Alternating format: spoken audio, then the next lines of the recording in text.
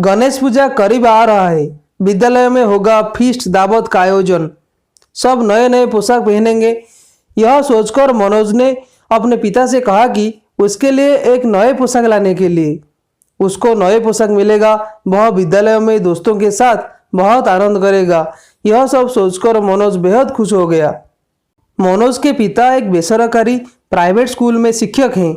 उनके सैलरी वेतन बेहद कम है, अनियमित और इरेगुलर है। उनके कंधे पर 4 लोगों के पेट भरने की जिम्मेदारी है। वे स्वाभिमानी, प्रतिष्ठा के प्रति जागरूक, सरल तथा ईमानदार व्यक्ति हैं। उनके स्वभाव यह है कि वह दूसरे से मदद मांगने के बजाय भूखे रहना पसंद करेंगे। उस दिन रात को सोने से पहले मनोज के पिता ने मनोज की माता से कहा, सुनते हो, हमारा बेटा आने वाला गणेश पूजा के लिए एक नए पोशाक खरीदने के लिए कह रहा है, लेकिन हम इतने बुरे आर्थिक संकट में हैं कि मैं तय नहीं कर पा रहा हूं कि क्या करूं। यह कहकर वे दुख में सिर पर हाथ रखकर बैठ गए। हमारा बेटा केवल एक नए ड्रेस के लिए अनुरोध कर रहा है, मैं उसे कैसे भला मना करूंगा। उनकी ऐसे भावुकतापूर्ण बात सुनकर मनोज की मां ने उनसे कहा कि आप चिंता मत करो, मेरे पास 500 रुपये हैं, हम उसके लिए एक नए पोशाक खरीदेंगे। उसकी स्कूल यूनिफॉर्म भी बहुत पुरानी हो चुकी है। हम इस पैसे से एक नए स्कूल यूनिफॉर्म खरीद लेंगे ताकि यह दोनों मामले में काम आ पाए। मनोज की माँ बहुत सीधी, ईमानदार, स्वाभिमानी है। भला वह इस कपड़ दुनिया के बारे में कैसे जान सकती थी। उनकी बात सुनकर मनोज की पिता अगले दिन बाजार से एक नए स्कूल यूनिफॉर्म खरीद के ले आए मनोज के लिए। गणेश पूजा के दिन सुबह को जल्द उठकर अपनी नित्यक्रम समाप्त करके स्कूल यूनिफॉर्म पहनकर मनोज खुशी खुशी स्कूल चला गया। जब वह स्कूल के मैदान में प्रवेश किया तो उसने देखा कि सभी बच्चे ने नए नए रंग बिरंग के कपड़े पहने हुए थे। उसे थोड़ा दुख हुआ। फिर उसने खुद से कहा कि मेरे माता पिता ने इतनी मुश्किल से मेरे लिए जो पोशाक खरीद के लाए हैं वह मेरे लिए बेहद कीमती है। उसमें उनके आशीष प्रेम छुपा हुआ है। यह सोचकर उसने स्कूल में प्रवेश किया।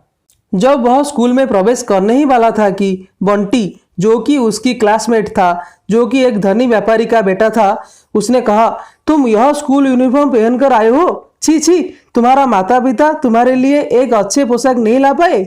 इस गणेश पूजा को तुम यह स्कूल यूनिफॉर्म पहन कर आए हो? इस तरह उसने मनोज को भला बुरा कहा और अन्य 4-5 बच्चों को बुलाकर उसने मनोज की बुरी तरह से बेइज्जती की। उसने मनोज को कहा, हे देख मुझे, मैं कितना महंगा पोशाक पहना हूं। तुम एक गरीब हो, तुम्हारा कोई इज्जत नहीं है, तुम हमारा स्कूल में पढ़ने के लायक नहीं हो। उसके साथ और 2-3 बालकों ने भी मनोज का मजाक उड़ाया स्कूल यूनिफॉर्म को देखकर। मनोज यह सुनकर रोने लगा। उसका मन दुख से भर गया। वह बहुत शर्मिंदा महसूस किया, जैसे कि वह कोई अपराध किया है, जैसे कि गरीब होना सबसे बड़ा अपराध, पाप है। उसका चेहरा उदास दिखने लगा। उसकी सारी खुशी एक क्षण में नष्ट हो गया। उसके ही क्लासमेट से ऐसा अपमान भला वह कैसे सह पाता। वहां से रोते हुए अपना घर चला गया। अपने घर जाके वह बहुत बुरी तरह से रोया। उसका मन अस्थिर हो गया। उसने खाना पीना सब छोड़ दिया। यह सुनकर मनोज के माता पिता को बहुत दुख हुआ। आहा, मेरे बेटा का यह कैसा हाल हो गया। क्या इस दुनिया में अब मानवता नहीं बचा? क्या गरीबों के इस दुनिया में जीने का अधिकार नहीं? ऐसा सोचकर उसकी माता पिता निराश हो गए। जैसे कि किसी अपने का मृत्यु हो गया है, ऐसा हाल हो गया मनोज के घर में। वाकई बच्चे बहुत सेंसिटिव, संवेदनशील होते हैं। उनका दिमाग बहुत कोमल, मुलायम होता है। वहां थोड़ी सी आघात बहुत बड़े घाव को पैदा कर सकता है। बच्चे हमारा देश का भविष्य है। अगर वे ऐसे उदास, डिमोटिवेट तथा संकुचित, निष्पेषित होंगे तो हमारा देश का कैसे प्रगति होगा। समाज में कई गरीब और अमीर लोगों हैं, उनके क्षमता भिन्न भिन्न है, लेकिन स्कूल एक ऐसा संगठन है जहां सभी समान हैं। स्कूल में जाति, धर्म, वर्ण, लिंग तथा आर्थिक स्थिति को लेकर कोई भेदभाव नहीं होता है। इसलिए तो स्कूल को ज्ञान तथा विद्या का मंदिर कहा जाता है। बच्चों में समानता की भावना को पैदा करने के लिए स्कूल यूनिफॉर्म का प्रावधान किया गया है। लेकिन गणेश पूजा, सरस्वती पूजा जैसे त्योहारों में बच्चों को कुछ भी पहनने का अनुमति होता है। लेकिन इस एक दिन का यह दर्द, यह हीनमान्यता बच्चों के दिल में हमेशा के लिए रह जाता है। सभी उतने भाग्यवान नहीं है कि वे अपने बच्चों के लिए नए नए पोशाक खरीद सके उन त्योहारों के लिए, क्योंकि उसमें बाधक शास्ति है अर्थाभाव। हमारा देश में बहुत सारे बच्चे हैं जिनकी एकमात्र पहनावा है स्कूल यूनिफॉर्म, लेकिन उन्हें भी तो शिक्षा पाने का अधिकार है या नहीं? विद्यालय जैसा ज्ञान का मंदिर में इस तरह की भेदभाव वहां बिल्कुल भी नहीं होना चाहिए।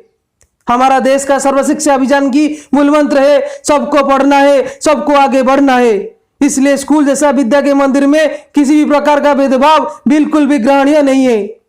इसलिए हमारा देश का संपद छात्र छात्रियों के उत्तम भविष्य के लिए उनके मन में एकता, नम्रता, भद्रता के बीज को वपन करने के लिए फेस्टिवल त्योहारों में भी स्कूल यूनिफॉर्म को अनिवार्य करना चाहिए, क्योंकि यहाँ मनोज जैसा बहुत बच्चे हैं जिनको ऐसा भेदभाव सदा सर्वदा के लिए अंधकार में ढकेल सकता है।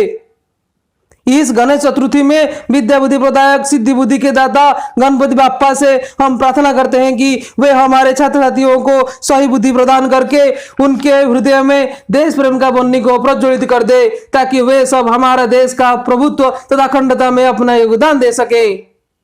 चलिए महाप्रभु गणपति जी के कुछ श्लोक उच्चारण करते हैं। वक्रतुंड महाकाय सूर्यकोटि समप्रभ निर्विघ्नं कुरु मे देव सर्वकार्य सुसर्वदा। एकदंत महाकायं लंबोदर गजाननं विघ्ननाशंकरं देव हिरंबं प्रणमाम्यहम्। गजानन भूत गणाधिसेवितं कपित्थ जम्बु फलचारु भक्षणं उमासुतं शोक विनाशकारकं नमामि विघ्न स्वरपाद पंकजम्। ओम गणेश विघ्नेश गिरिजानंदन प्रभु मम विघ्न विनाशाय गणाधिपतये नमः। अगर आपको हमारा यह वीडियो अच्छा लगा तो कृपया हमारे चैनल स्टडी कल्प को सब्सक्राइब कीजिए। आपका बहुमूल्य कमेंट, लाइक देकर हमें उत्साहित कीजिए। आपके बहुमूल्य समय के लिए बहुत बहुत आभार। भारत माता की जय। जय हिंद।